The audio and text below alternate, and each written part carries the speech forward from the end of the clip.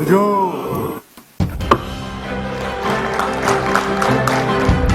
bersama saya Budiman Tanrujo di Satu Meja The Forum. Sudah bergabung bersama saya Oleh Soleh, anggota Komisi 1 DPR dari fraksi PKB. Pak Oleh, malam. Selamat malam. Pak Oleh, saya mau tanya dulu. Besok pasti akan disahkan revisi Undang-Undang TNI meskipun penolakan dari masyarakat sipil, dari Gerakan Nurani Bangsa masih lantang dan mahasiswa masih lantang disuarakan?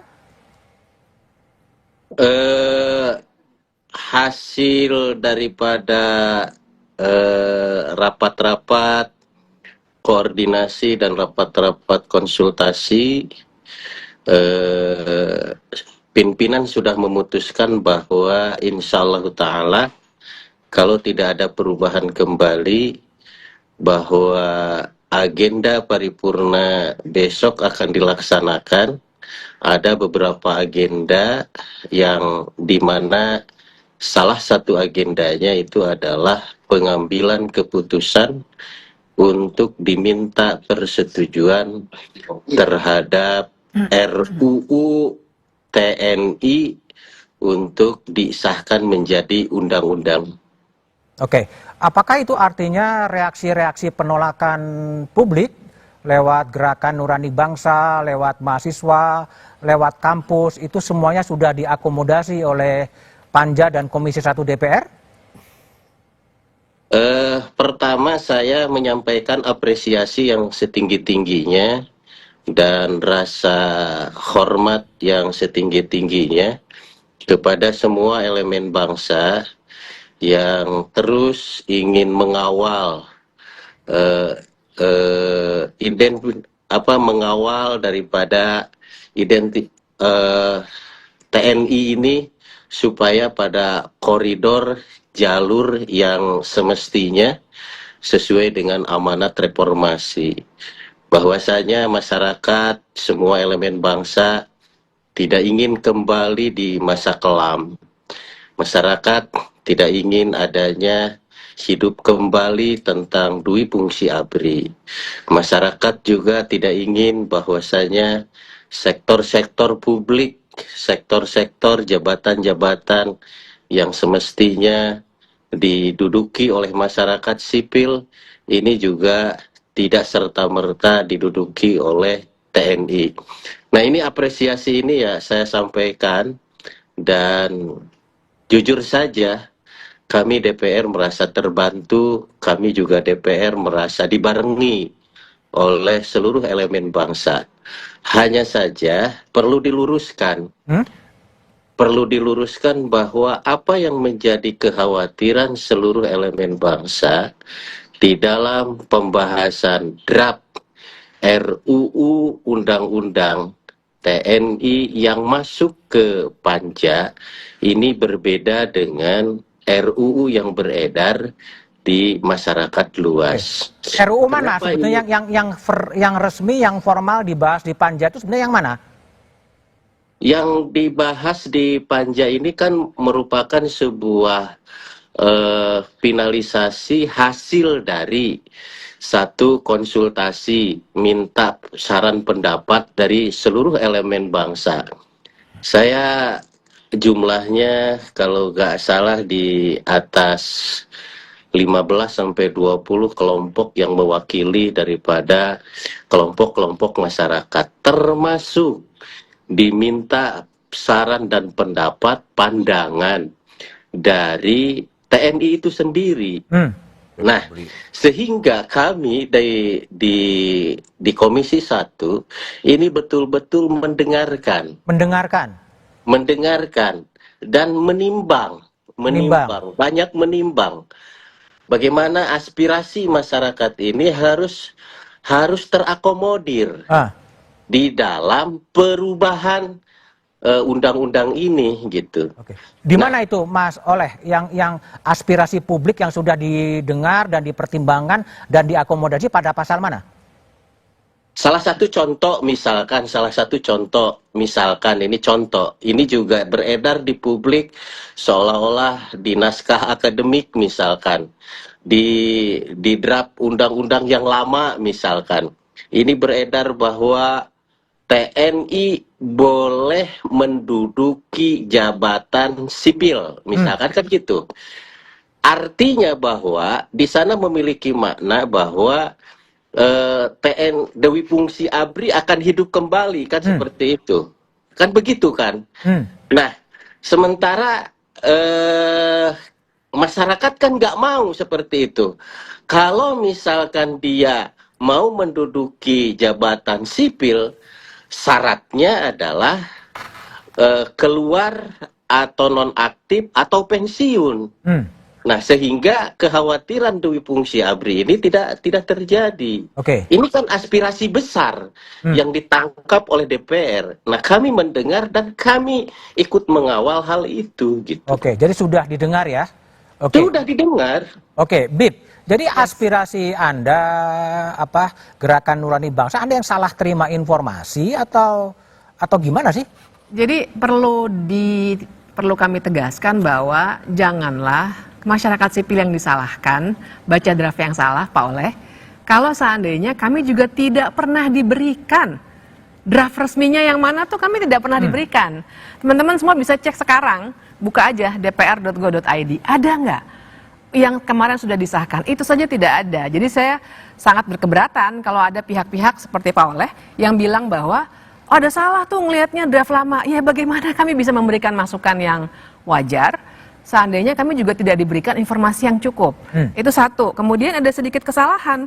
Sebenarnya kalau dikatakan tidak ada lagi yang bisa menduduki jabatan, pasal 47, lagi-lagi ini draft yang saya terima setelah kasakusuk belaka, dikatakan bahwa bisa tentara aktif itu menduduki jabatan pada kementerian lembaga yang membidangi koordinator dan seterusnya, pasal 47 yang diributkan. Jadi saya kira ada jangan-jangan beberapa anggota DPR juga tidak lebih rinci membacanya begitu ya. Dan kalau saya ingin menggarisbawahinya di soal proses yang dikatakan sudah seakan-akan ini normal gitu ya. Kita bisa dapat draft dulu, jadi memberikan masukannya maksimal. Padahal sampai barusan saya masih berdebat dengan kawan saya, ini draft yang terakhir atau bukan begitu.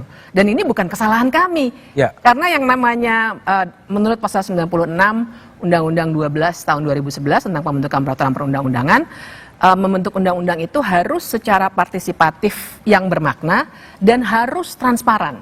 Itu prasyaratnya, karena orang mau partisipasi kalau nggak punya draft yang resmi, bagaimana caranya? Makanya dimuat dalam undang-undang yang juga disahkan oleh DPR sendiri, tapi tidak dilaksanakan. Oke, kembali Mas Oleh. Jadi kan draft terakhir itu memang tidak dicantumkan dalam webnya DPR gitu ya, sehingga seperti peta umpet gitu sebetulnya terjadi.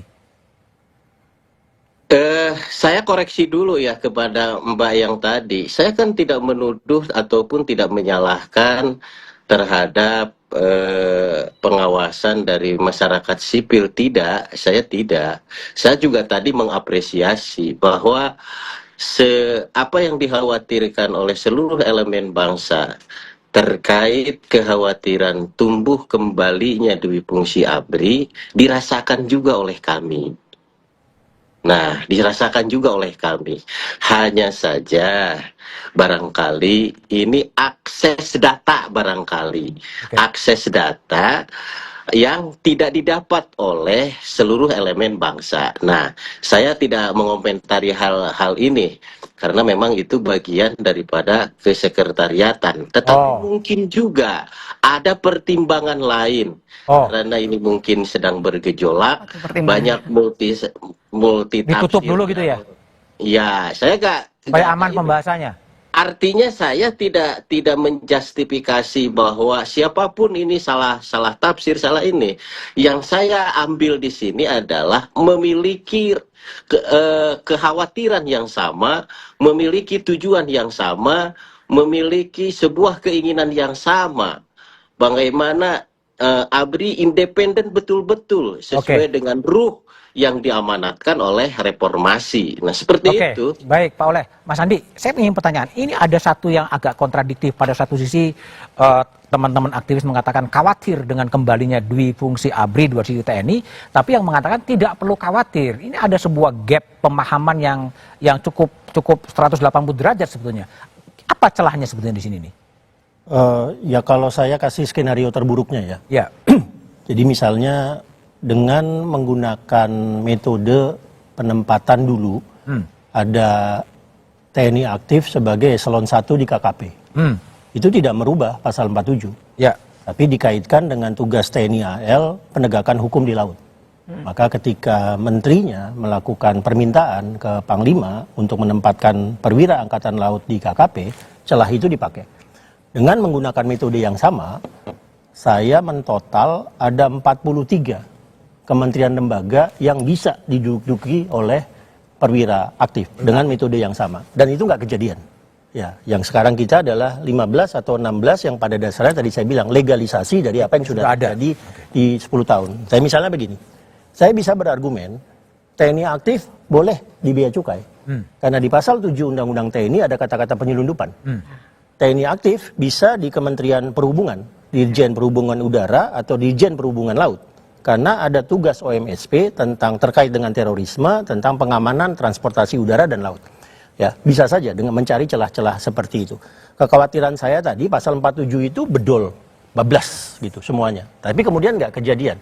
Jadi yang terjadi saya bilang tadi, ini revisi teknokratik yang hanya melegalisasi apa yang sudah terjadi tentang bencana, ya, lalu kemudian tentang cyber, ya di situ disebutkan pertahanan cyber.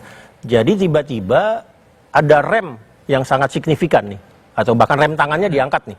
Ya, sehingga akhirnya revisi pasal 47 itu tidak bablas. Ya, tadinya di pasal 47 draft 2024 itu ada pasal buka gerbangnya. Dan di kementerian lembaga yang membutuhkan ada pasal buka gerbang itu. Saya ingat benar waktu itu kami di PDI Perjuangan sedang Rakernas 5 di Ancol. Ya, lalu penutupan Rakernas 5, saya jalan bareng dengan Pak TB Hasanuddin membahas draft itu. Ya, nggak muncul juga di revisi yang ada sekarang. Jadi ada kesadaran untuk ngerem. Ada kesadaran untuk ngerem ya? Ada ngerem itu. Nah, pertanyaan saya begini. Revisi ini inisiatif DPR. DPR. Pemerintah kemudian mengajukan DIM-nya. Nah, jadi pertanyaan saya, kenapa DPR tidak menggunakan kesempatan ini untuk memperjelas, mempertegas kewenangan DPR yang terkait dengan pengerahan penggunaan TNI misalnya. Misalnya untuk KMSP ya. Untuk KMSP di situ disebutkan pelaksanaan tugasnya nanti harus dilakukan melalui keputusan politik. Sampai hari ini kita tidak tahu keputusan politik dalam bentuk apa. Ya, apakah pemerintah buat PP-nya saja atau pemerintah harus melakukan rapat dengan DPR, ya belum lagi pengerahan dan penggunaan TNI untuk operasi perang. Ya, kita juga belum tahu. Jadi misalnya di masa Pak SBY, TNI pernah digelar untuk operasi militer selain perang, Satgas Merah Putih untuk Sandra Somalia, untuk masalah pembajakan kapal Somalia. Saya nggak ngelihat proses di DPR-nya. Di masa Pak Jokowi, TNI juga digelar untuk membebaskan Sandra Filipina Selatan. DPR nggak terlibat. Saya juga nggak ngelihat proses DPR-nya. Jadi kemudian DPR-nya menginginkan peran yang lebih jelas dalam pengerahan penggunaan baik operasi militer ataupun keputusan politik untuk KMSP. Nah, itu yang bagi saya kalau ini inisiatif DPR, mestinya DPR masuk di situ. Tapi dia tidak untuk memperjelas itu. Karena beberapa kali pengerahan atau penggunaan tanpa ada pelibatan DPR sama sekali. Baik, Alan, saya ingin tanya pada Alan ya. Kira-kira kalau ini kemudian nanti disahkan, diketok besok, kira-kira masa depan demokrasi itu akan jadi seperti apa? Karena ada posisi Mahkamah Agung, ada posisi Jaksa Agung yang terbuka peluang itu diduduki oleh TNI, tapi jawabannya setelah jeda berikut ini.